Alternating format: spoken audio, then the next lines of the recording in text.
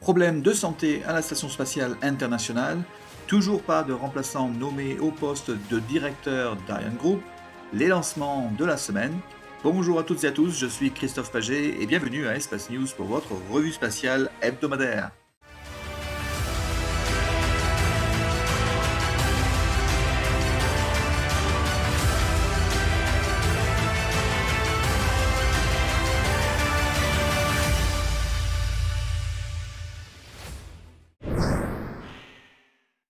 La semaine a été plutôt calme, que ce soit en termes de nouvelles spatiales, mais aussi lancement de fusées. Donc le directeur de la NASA a confirmé que l'un des membres de l'équipage 11 ou Crew 11, qui se trouve actuellement dans la Station spatiale internationale, a des problèmes de santé.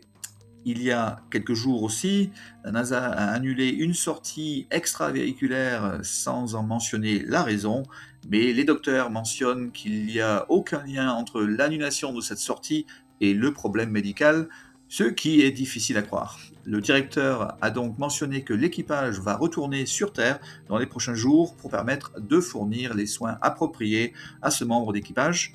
Bien sûr, ils ne veulent pas divulguer son nom à cause du secret médical. Je vous tiendrai au courant dès que j'ai plus d'infos. À Starbase, le bras de ravitaillement en ergol à déconnexion rapide du Starship de la tour numéro 2 est maintenant complet. SpaceX a à présent tout le matériel qui a besoin pour effectuer une répétition générale. Bien sûr, SpaceX a besoin maintenant de terminer tous les tests de validation de la tour. Au reste de Starbase, pas grand chose de plus à dire, c'est le train-train quotidien. Le directeur d'Ariane Group, Martin Sion, quitte son poste au 31 mars 2026, qu'il détenait depuis seulement avril 2023, une nouvelle que j'ai déjà mentionnée en octobre de l'an dernier. Il va prendre la direction du groupe Alstom dès avril 2026. Pour autant, Ariane Group n'a toujours pas mentionné son remplaçant. Traditionnellement, le poste de PDG est nommé via son conseil d'administration, souvent en choisissant des profils internes ou issus des actionnaires avec une forte expérience dans le spatial ou la défense. Historiquement, les précédents directeurs généraux comme André Hubert Roussel ou même Martin Sion lui-même provenaient souvent de ces environnements. Pour l'instant, il n'y a pas de spéculation publique crédible, ni de noms circulant dans la presse spécialisée sur d'éventuels candidats. L'annonce devrait intervenir dans les prochains mois, en espérant que cela se passe avant mars 2026 pour assurer une transition fluide. Depuis sa création en 2015, les PDG d'Ariane Group ont été des Français. Donc, est-ce que la tradition va se poursuivre ou non? On le saura d'ici 2 mois. Le premier vol de l'année était celui de SpaceX et sa Falcon 9 le 3 janvier depuis la Californie pour sa mission CSG-3, un satellite radar à synthèse d'ouverture, une version améliorée du radar en bande X de la première génération. Le premier étage a volé pour la 21e fois et a atterri de retour sur site. Le 4 janvier, SpaceX a lancé une Falcon 9 depuis la Floride pour sa mission Starlink Group 688.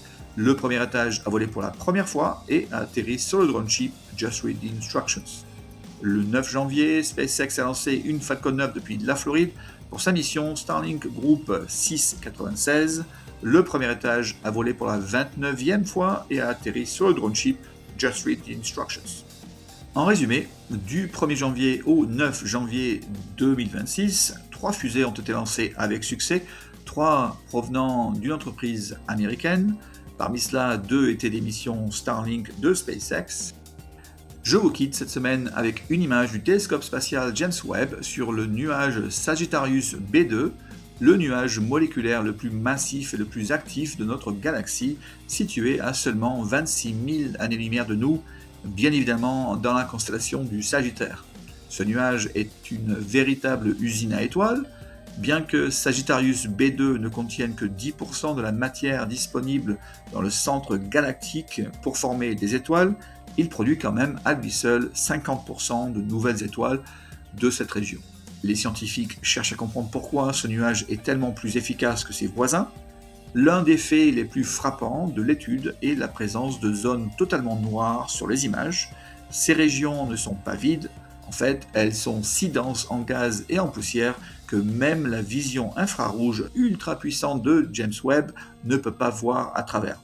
Ce sont les cocons où se cachent les étoiles de demain, encore trop jeunes pour briller à travers leur enveloppe.